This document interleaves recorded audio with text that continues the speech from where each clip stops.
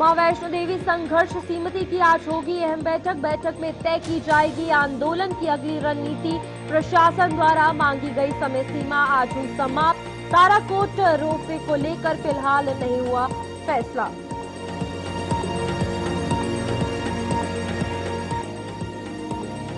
कांग्रेस की fact finding committee ने सौंपी रिपोर्ट। कमेटी ने प्रदेश अध्यक्ष तारिक हमीद के हवाले की रिपोर्ट। चुनावों में पार्टी के प्रदर्शन के कारणों का दिया गया ब्यौरा। इस साल 18 अक्टूबर को किया गया था कमेटी का गठन।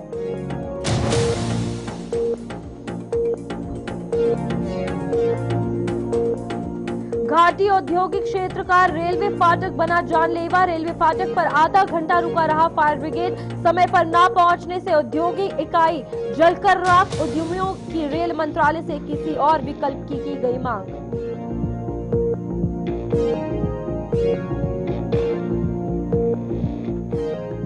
डोडा में 102 पहुंचा एयर क्वालिटी इंडेक्स। प्रदूषण से लोगों के लिए सांस लेने में भी हुई मुहाल। जंगलों में आग से उठ रहा धुआं बना मुसीबत। बारिश ना होने से कई लोग पहुंच रहे हैं अस्पताल।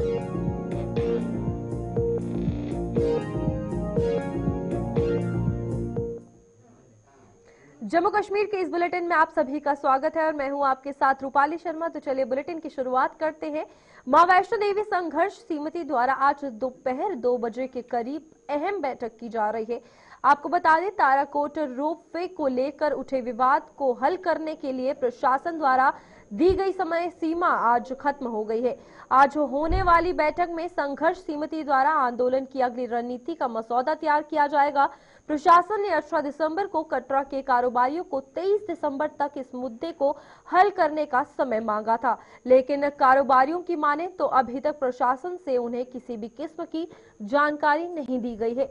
दूसरी ओर नेशनल कॉन्फ्रेंस की जिला कमेटी ने भी पार्टी के अध्यक्ष डॉक्टर फारूक अब्दुल्ला के दिशा निर्देश पर मां वैष्णो देवी संघर्ष समिति को समर्थन देने का ऐलान किया है।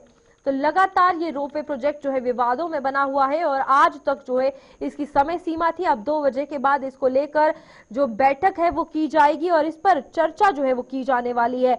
ये विवाद जिस तरीके से उठता हुआ नजर आ रहा था, कटरा में साफ तौर पर देखने को मिला कि कारोबारियों का प्रदर्शन, घोड़े पिट्ठू वालों का प्रदर्शन था, पालकी वालों का प्रदर्शन देखा गया। और यहाँ पर रोजगार के हवाले से भी बात की जाए या फिर डेवलपमेंट के हवाले से, दोनों अब एक बड़ा मुद्दा बना है। एक तरफ घोड़े पिट्ठू वालों का रोजगार, दूसरी तरफ कटरा एक फेमस होली डेस्टिनेशन है और यहाँ पर श्राइन डेस्टिनेशन की अगर बात की जाए तो डेवलपमेंट और यहाँ पर एक मेन एजेंडा जो है वो रहता है ताकि टूरिज्म को अट्रैक्ट भी किया जा सके एक तरफ से। तो यहाँ पर जिस तरीके से रोपवे प्रोजेक्ट की अगर बात की जाए तो एक बहुत बड़ा जो मुद्दा है वो बनता हुआ नजर आया। आपको बता दें कि प्रशासन ने 18 दिसंबर को कटरा के कारोबारियों को 23 दिसंबर यानी कि आज तक इस मुद्दे को हल करने का समय जो है वो मांगा था कि इस मुद्दे पर कहीं ना कहीं चर्चा की जाएगी और हल जो है वो निकाल लिया जाएगा। और इस पर कोई जवाब ना आने पर, कोई जानकारी ना देने को लेकर अब 2 बजे जो है बैठक की जाएगी।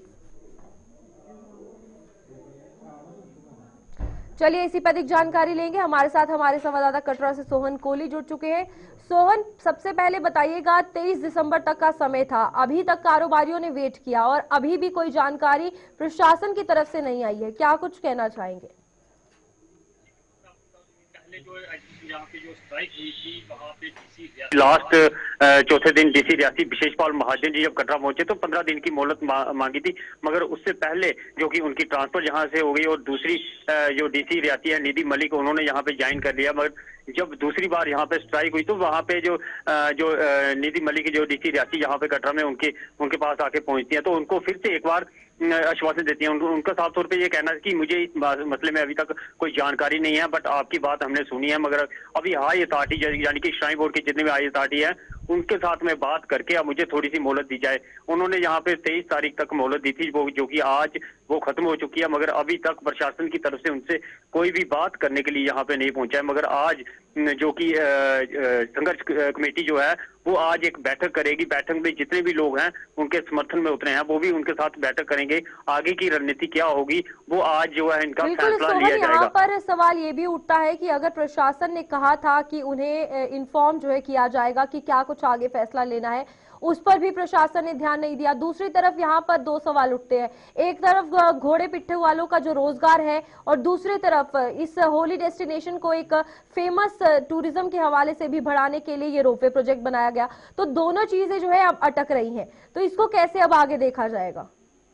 जी बिल्कुल, मैं आपको बता दूं कि यहाँ पे अगर ताराकोट मार्ग पे गंडोला लगता है तो वो कहीं ना कहीं एक हिंदू की आस्था के साथ भी खिलवाड़ होता हुआ नजर आ रहा है, क्योंकि जो पुराना रास्ता है, माँ वैष्णो देवी का पुराना रास्ता है, वहां पे बाणगंगा आती है, चरणपाद का आती है, अर्धकुंवारी आती है, हाथी मथा है से होते हुए यात्री जो है माँ वैष्णो देवी के दर्शन करने के लिए जाता है, क्योंकि माँ वैष्णो देवी भी इसी रास्ते गई थी, इस रास्ते में उसकी आस्था है। मगर ताराकोट में अगर ये लगता है तो वो कहीं ना कहीं वो ये सारी चीजें बाईगार करके वहां पे जो नया मार्ग जो वहां पे कर रहे हैं, तो वहां पे घोड़े पिट्ठू जो पालकी जो वहां पे इतने रोजगार एक एक पिट्ठू के साथ पांच फैमिली जहाँ पे जुड़ी हैं, जो कि अपना गुजारा करते थे, यहाँ पे अपना जो फैमिली का गुजारा करते थे। और कहीं ना कहीं अगर गंडोला वहां पे लगता है तो उनकी रोजी रोटी पे यहाँ पे ठेस पहुंचेगी। लेकिन सोहन, यहाँ पर एक सवाल ये भी उठता है कि जब इस प्रोजेक्ट की बात हुई थी तो यहाँ कहा गया था कि जो 80 साल के ऊपर के वृद्ध लोग हैं उन्हें जो है वहां पर पहुंचने में मुश्किल होती है, तो कहीं ना कहीं ये सहूलियत उन लोगों के लिए होगी। जो लोग पैदल जाना चाहते हैं वो जा सकते हैं, लेकिन अब ये एक विवाद कारोबारियों का भी बन चुका है, वहां पर पालकी वालों का, पिट्ठू वालों का भी बन चुका है। क्या लगता है बैठक में आज किस तरीके से रिएक्शन निकलकर इस पर आएंगे? जी बिल्कुल, मैं आपको बता दूं कि श्री माता वैष्णो देवी श्राइन बोर्ड की तरफ से ये सिर्फ एक झूठे आश्वासन दिए जाते हैं, क्योंकि जब यहाँ पे हेलीकॉप्टर सेवा शुरू की थी उन्होंने साफ तौर पे ये कहा था कि यहाँ पे जो विकलांग लोग हैं और जो बुजुर्ग लोग हैं उनके लिए ये सेवा शुरू की जाएगी। मगर जब बैटरी कार शुरू की थी तब भी ये आश्वासन दिया था कि यहाँ पे जो विकलांग लोग आते हैं और बुजुर्ग लोग आते हैं उनके लिए यहाँ पे ये सुविधा दी जाती है। मगर आज की डेट में देखा जाए तो ये सुविधा सिर्फ वीवीआईपी लोगों के लिए ही की जाती है, मगर आम जो पब्लिक है या बुजुर्ग हैं वो ऐसे ही उनको कोई वहां पे टिकट या गंडोले की हो, सॉरी यहाँ पे बैटरी कार की हो, जहाँ हेलीकॉप्टर की हो, उनको यहाँ पे ये सुविधा नहीं मिलती है। बिल्कुल सोहन, क्या लगता है अब किस तरीके से इस पर जो है प्रशासन जवाब देगा? क्योंकि आंदोलन जो है वो बन सकता है और आगे की रणनीति जो है ये कारोबारी बनाएंगे, और यहाँ पर रोजगार और कारोबार ही सबसे बड़ा मुद्दा है जिसको लेकर इस रोपवे प्रोजेक्ट पर सवाल उठ रहे हैं। जी बिल्कुल, यहाँ पे जितने भी आम लोग थे, यहाँ पे जो यहाँ पे इस बार यहाँ पे श्री माता वैष्णो देवी कॉन्स्टिट्यूंसी के जो बलदेव राज जी यहाँ पे जो जीते हुए हैं उनके पास भी अपनी गुहार लगाने के लिए गए कि कहीं ना कहीं आप भी हमारी सपोर्ट में की जाए। तो उन्होंने साफ तौर पे एक बयान दिया था कि ये जो रोपवे प्रोजेक्ट है ये हाई कोर्ट के आदेश से जारी किया था। मगर कल एक यहाँ पे जो श्री माता वैष्णो देवी संघर्ष कमेटी की तरफ से एक बैठक हुई, उन्होंने ऑनलाइन जो इनके डॉक्यूमेंट निकाली और जो कि साफ तौर पे उनका ये कहना है कि जो हाई कोर्ट में जो केस चल रहा था वो अभी तक यहाँ पे पेंडिंग है और वहां पे ताराकोट मार्ग का कोई जिक्र नहीं किया है और गंडोले का जिक्र किया है। तो ये पुराना रास्ता जो माँ वैष्णो देवी का पुराना रास्ता है वहां पे ही जिक्र किया है और गंडोला जो है वो कहीं ना कहीं हमारी रोजी रोटी पे ठेस पहुंच दिया। आज इनकी बैठक होगी, आगे की रणनीति क्या होगी वो हम आपके साथ जैसे ही बैठक होती है उसके बाद साझा करने की कोशिश करेंगे। ठीक है सोहन, बहुत बहुत धन्यवाद आपका जानकारी देने के लिए। इसी के साथ मां वैष्णो देवी संघर्ष समिति की अगर बात की जाए तो आज बैठक होनी है और मुद्दा वही है ताराकोट रोपवे, जहां पर एक तरफ अगर घोड़े पिट्ठू और पालकी वालों की बात की जाए तो उनके रोजगार पर सवाल उठा है और यही कहा जा रहा है कि पहले भी जब बैटरी कार या फिर वहां पर हेलीकॉप्टर सेवा लाई गई थी यही कहा था कि उनका रोजगार उनके पास ही रहेगा। लेकिन अब प्रशासन ने जब आश्वासन भी दिया था कि 23 दिसंबर को जवाब देंगे, उनकी तरफ से कोई जवाब नहीं आया है। जाहिर सी बात है 2 बजे ये बैठक होनी है। अब आंदोलन आगे किस तरीके से चलेगा, रणनीति क्या कुछ ये कारोबारी बनाएंगे, ये देखने वाली बात होगी।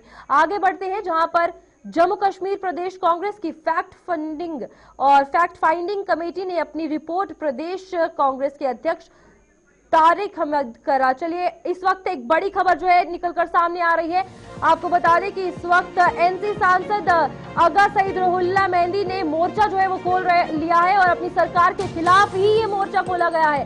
तो आरक्षण नीति को लेकर वो प्रदर्शन जो है वो करेंगे और सीएम हाउस के बाहर सुरक्षा जो है वो कड़ी कर दी गई है। इसमें सवाल ये है बड़ा कि यहाँ पर एनसी सांसद आगा सईद रुहुल्ला ने अपनी ही पार्टी के खिलाफ मोर्चा खोल दिया है। तो आप देख सकते हैं कि सियासत जो है किस चरम पर नजर आ रही है, जहां आरक्षण नीति को लेकर ये प्रदर्शन किया जा रहा है और अभी सीएम हाउस के बाहर कड़ी सुरक्षा कर दी गई है। अब देखना यह है कि ये मोर्चा जिस तरीके से आगा सईद रुहुल्ला मेहंदी ने खोला है क्या कुछ इसमें निकलकर सामने आएगा, क्योंकि आरक्षण को लेकर अपनी ही सरकार के खिलाफ खड़े होना ये खुद में एक बड़ी बात है, और सियासत का किस तरीके से संग्राम जो है वो देखने को मिलेगा ये भी एक बड़ा सवाल है। इस वक्त जम्मू कश्मीर में बड़ी खबर ये, जहां पर एनसी के सांसद आगा सईद रहउल्लाह ने अपनी ही सरकार के खिलाफ मोर्चा खोल लिया है। आरक्षण नीति को लेकर जो है ये चर्चा होगी, और यहां पर अभी सीएम हाउस की बात की जाए तो चर्चा जो है वो चलेगी, और वहां पर सुरक्षा भी बढ़ा दी गई है। चलिए इसी पे अधिक जानकारी लेंगे, हमारे साथ हमारे संवाददाता जहूर हुसैन जुड़ चुके हैं। जहूर, बताइएगा कितना बड़ा सियासी बदलाव है जहां पर अपनी ही पार्टी के खिलाफ मोर्चा खोला गया है, और दूसरी तरफ ये आरक्षण नीति को लेकर होने वाली है ये चर्चा।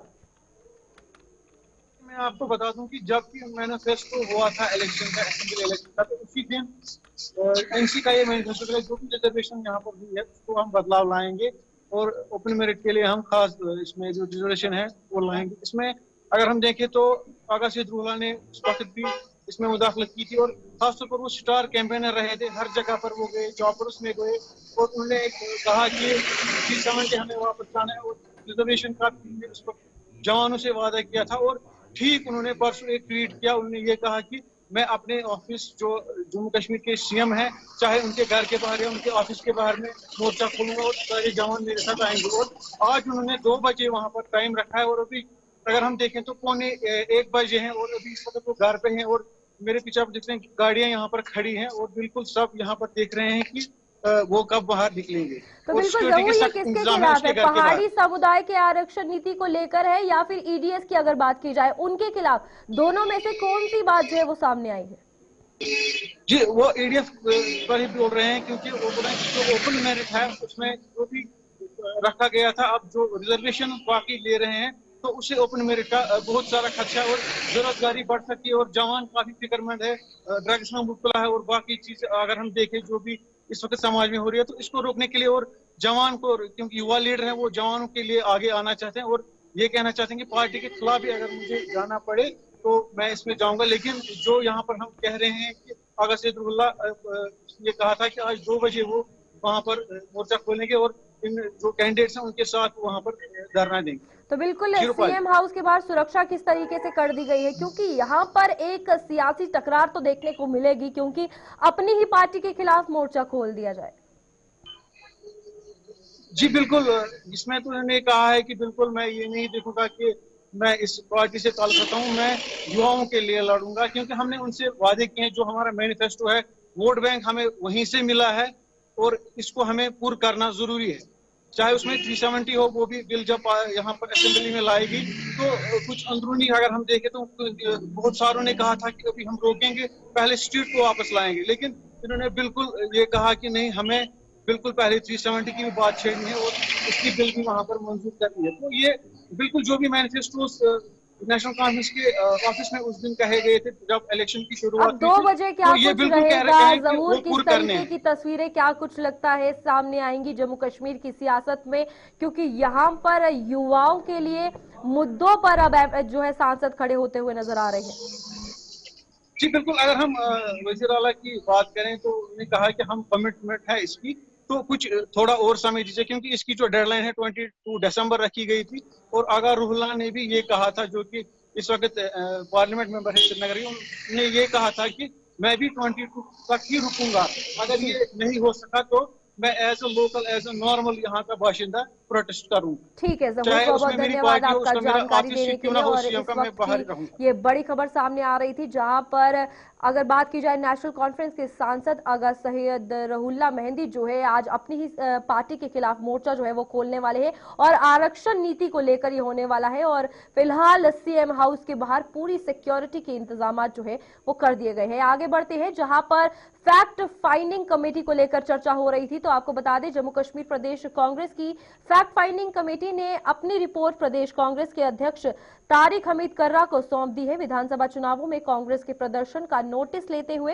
पार्टी हाईकमान ने ये कमेटी गठित करने का निर्देश जो है वो जारी किया है और यहां पर जिसे इस प्रदर्शन के कारणों का पता लगाने को कहा गया था और प्रदेश कांग्रेस के प्रमुख प्रवक्ता रविंद्र शर्मा की अगर बात की जाए तो उनकी अगुवाई में इस कमेटी का गठन 18 अक्टूबर को किया गया था, जिसने करीब 2 महीने के बाद अपनी रिपोर्ट प्रदेश अध्यक्ष के हवाले कर दी थी। तो यहां पर फैक्ट फाइंडिंग कमेटी को लेकर अब खास चर्चा होगी, जहां पर कांग्रेस की वो कमियां कहां पर रही हैं और कैसे उनको ठीक किया जाएगा, इस पर जो है वो चर्चा की जाएगी। और आपको बता दें कि यहां पर प्रदेश अध्यक्ष तारिक हमीद कर्रा की अगर बात की जाए तो उनके हवाले जो है रिपोर्ट की हुई है। और आपको बता दें इस साल 18 अक्टूबर को कमेटी का गठन जो है वो किया था और फैक्ट फाइंडिंग कमेटी ने रिपोर्ट जो है वो सौंपी है। हमारे साथ हमारे सहयोगी वरिष्ठ पत्रकार विनोद कुमार जुड़ चुके हैं। विनोद जी, बताइएगा किस तरीके से सबसे पहले क्या कुछ मुद्दे इसमें रहने वाले हैं, क्योंकि रिपोर्ट जो है वो सौंपी गई है और यहाँ कमियों को लेकर भी बात की गई है कांग्रेस पार्टी की। बिल्कुल रूपाली, अगर शुरुआत से हम विस्तार से बताएं तो 8 अक्टूबर को रिजल्ट आए थे और 18 अक्टूबर को इन्होंने कमेटी कॉन्स्टिट्यूट की थी। कमेटी का हेड बनाया था chief spokes person Ravindra Sharma. वो मंजे हुए सियासतदान है और बड़ा अनुभव है, उनके अनुभव पर कोई डाउट नहीं कर सकता। और 18 नवंबर को इनको अपनी रिपोर्ट सबमिट करनी थी। अनफॉर्चुनेट है 1 महीना और 4 दिन ज्यादा लगा करके 22 दिसंबर को इन्होंने अपनी रिपोर्ट सबमिट की है। अपनी रिपोर्ट के 2 पहलू इन्होंने रखे हैं। एक तो कारण बताया है कि कांग्रेस के हार का कारण क्या था। 2024 के विधानसभा चुनावों में सबसे बदतर प्रदर्शन जिसको कहते हैं वो कांग्रेस का किया है। टोटल 6 सीटें उनकी आई है और जम्मू प्रोविंस में तो मात्र 1 सीट जीत करके आई है। तो उन्होंने 2 अलग अलग अनुभव बताए हैं। एक तो पार्टी को स्ट्रेंथन कैसे किया जाए, दूसरा हार के कारण क्या थे। अब देखना यह है कि इस रिपोर्ट को कांग्रेस हाईकमान यानी तारिक हमीद कर्रा कितनी गंभीरता से लेते हैं। क्या कुछ लोगों पर एक्शन हो सकता है टिकट वितरण को लेकर के। हालांकि ये भी कहा जा रहा है जो प्रभारी बनाए गए थे जम्मू कश्मीर मामलों के प्रभारी, उन पर भी कहीं ना कहीं आरोप लग रहे हैं। जी रूपाली। विनोद जी, यहाँ पर एक और बात सामने आई, जहां पर एक तरफ कारण पूछे गए हैं कि आखिरकार जिस तरीके का प्रदर्शन इन्होंने किया है, आखिरकार जो रिजल्ट सामने आए वो सबके सामने थे, लेकिन मजबूत करने की स्ट्रैटेजी को लेकर भी इसमें चर्चा एक बड़ा पहलू रखा गया है, कारण और मजबूत करने के तरीके कांग्रेस पार्टी को। देखिए रूपाली, ये मजबूत करने के तरीके वो लाइन टो कर रहे हैं भारतीय जनता पार्टी की। भारतीय जनता पार्टी अपने जितने भी सीनियर लीडर्स हैं जो दिवंगत हो चुके हैं उनका जन्मदिन भी मनाती है, उनका जो जिस डेट में डेथ हुई होती है वो भी मनाती है। अब इनको लगा कि जम्मू कश्मीर में ऐसे बहुत सारे नेता हैं जिनका कंट्रीब्यूशन है, जिनको कांग्रेस में खड़ा करने का बड़ा कंट्रीब्यूशन रहा है, उनकी पुण्यतिथि भी मनाएंगे और जन्मदिन भी मनाएंगे। और मुझे लगता है कि जैसे इन्होंने हाल ही में संविधान दिवस मनाया हर जिला स्तर पर, वैसे ही ये हर जिला स्तर पर जिन लोगों का कंट्रीब्यूशन है उन लोगों का जन्म दिवस और पुण्यतिथि मनाएंगे, ताकि जो कार्यकर्ता हैं अपनी मूल जड़ों तक पहुंच सके। जी रूपाली। बिल्कुल विनोद जी, यहाँ पर एक सवाल और रहेगा कि चुनावों में जो इनका प्रदर्शन है वो जनता ने इन्हें जवाब दिया है और यहाँ पर अब ये जिला स्तर पर जो है पर्सनालिटीज को सम्मानित करेंगे, तो क्या लगता है यहाँ पर सम्मान देना जरूरी है, लेकिन जनता का प्रदर्शन जो जनता ने चाहा, आवाम ने चाहा, वो इनका रिजल्ट रहा है, तो उस पर भी फोकस करना कितना ज्यादा जरूरी है कांग्रेस? बिल्कुल, जो जनता से जुड़े हुए मुद्दे हैं जिनको लेकर के जनता सड़कों पर उतरी हुई है या जो कहते हैं दुखती नब्ज होती है, उनको लेकर के उनको चलना चाहिए। बेरोजगारी या कुछ और जो मुद्दे हैं उनको लेकर के कहीं ना कहीं इनको करना चाहिए। हालांकि दोनों ही चीजें ठीक है, लेकिन कहीं ना कहीं जनता से जुड़े हुए मुद्दों को छोड़ करके रूपाली राजनीति में जीत हासिल नहीं की जा सकती है। पर क्या लगता है किस तरीके से रिपोर्ट को लेकर काम किया जाएगा विनोद जी, क्योंकि यहाँ पर जिले के अलग अलग अधिकारियों, अलग अलग मंत्रियों को लेकर भी एक पहलू सामने आया है।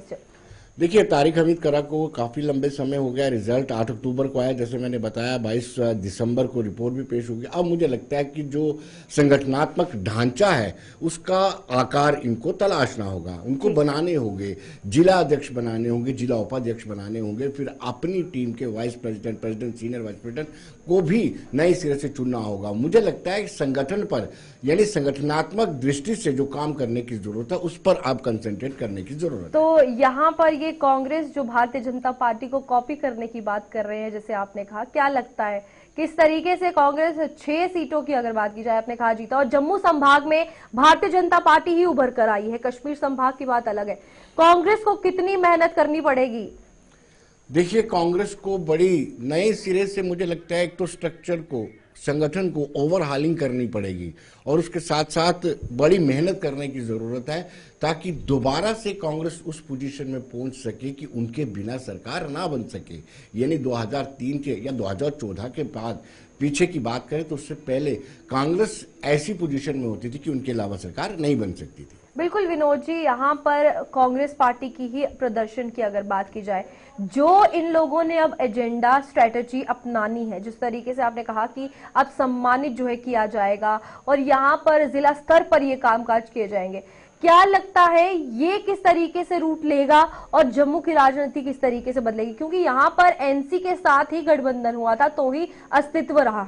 जी बिल्कुल रूपाली, ऐसा नहीं कहा जा सकता कि बिल्कुल खत्म हो चुकी है कांग्रेस। कांग्रेस का कैडर अभी भी जीवित है, कांग्रेस का कैडर आज भी काम करता है। हो सकता है उन कैडर्स को शीर्ष नेतृत्व के कामकाज से नाराजगी हो, इसलिए उन्होंने काम नहीं किया। और मुझे लगता है कि कहीं ना कहीं जिस तरीके से मजबूत बनाने की कवायद शुरू हुई है, आने वाले में हो सकता है कांग्रेस भी स्टैंड हो जाए। ठीक है विनोद जी, बहुत बहुत धन्यवाद आपका जानकारी देने के लिए। और इसी के हवाले से अगर बात की जाए तो फिलहाल फैक्ट फाइंडिंग कमेटी जो है रिपोर्ट देगी, जहां पर कांग्रेस के क्या कुछ कारण रहे हारने के उस पर भी चर्चा है और यहां पर किन स्ट्रेटजी के अकॉर्डिंग और किन एजेंडेस के अकॉर्डिंग ये आगे बढ़ेगी उस पर भी चर्चा की जाएगी। आगे बढ़ेगी जहां कठुआ की घाटी अगर बात की जाए, घाटी इलाके में रेलवे फाटक लोगों के लिए जानलेवा साबित हो रहा है। इस रेलवे फाटक का सबसे ज्यादा खामियाजा घाटी के सिडको औद्योगिक क्षेत्र को भुगतना पड़ रहा है। इसका जीता जागता सबूत रविवार शाम को तब देखने को मिला था जब एक औद्योगिक इकाई में लगी आग को बुझाने के लिए कठुआ और हीरानगर से मंगवाई गई फायर ब्रिगेड की 2 गाड़ियों को करीब आधा घंटा इस रेलवे फाटक पर रुकना पड़ा। फायर ब्रिगेड के समय पर ना पहुंचने के कारण आपको बता दें औद्योगिक इकाई को भारी नुकसान पहुंचा था। घाटी के स्थानीय लोगों और उद्यमियों ने रेल मंत्रालय से इस और ध्यान देने का आह्वान किया है ताकि भविष्य में किसी को जान माल का नुकसान ना उठाना पड़े। तो आप तस्वीरें देख सकते हैं जहां पर कल एक बड़ा नुकसान देखने को मिला, फैक्ट्री में आग लग गई और कारण अभी जो है वो सामने आए, लेकिन यहाँ पर सवाल फायर ब्रिगेड को लेकर है और ये सवाल ये है कि आखिरकार आधा घंटा फायर ब्रिगेड को ही रुकना पड़ता है, लेकिन इसके कारण जो इंडस्ट्रियल सेक्टर के लोग होते हैं उन्हें भारी नुकसान उठाना पड़ता है।